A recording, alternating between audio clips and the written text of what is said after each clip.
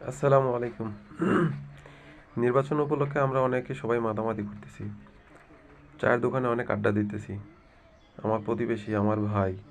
আমরা এমন কোনো কাজ না করি, যাতে এমন কোনো ভাঙচুর না করি বা এমন কোনো আচরণ না করি, একে অন্যের মাথা ফাটাই বা দ্বন্দ্ব বিদ্বেষ এগুলো না করি।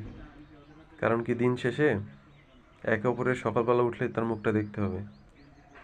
অতএব নির্বাচনের জায়গায় আমরা আমাদের জায়গায়। প্রতিবেশীকে কখনো আঘাত করবেন না। প্রতিবেশী। যেই দলই আসুক না কেন, বিপদের সময় আপনার প্রতিবেশী কিন্তু আপনার কাজে লাগবে সর্বপ্রথম। অতএব আমাদের এতটুকু চিন্তা মাথায় রাখতে হবে যে আমরা যে যার দলই করি না কেন, সর্বপ্রথম আমাদের প্রাধান্য দিতে হবে আমাদের প্রতিবেশী। চায়ের দোকানে যে আমরা এমন কোনো আড্ডা বা এমন কোনো কথা, এমন কোনো কোনো কিছুর ছোট্ট কিছু তুলনা করে নিয়ে যে আমরা অনেক বড় জিনিস ক্ষয়ক্ষতি বা মারামারিতে আমরা লিপ্ত হব, এ থেকে আমরা যাতে বিরত থাকি।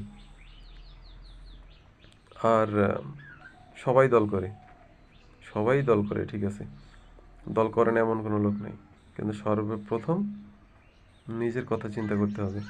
এমন কোনো কিছুতে জড়ানো যাবে না যাতে ওই ছোট্ট একটা ভুলে অনেক বিপদে পড়তে হয়। সালামু আলাইকুম।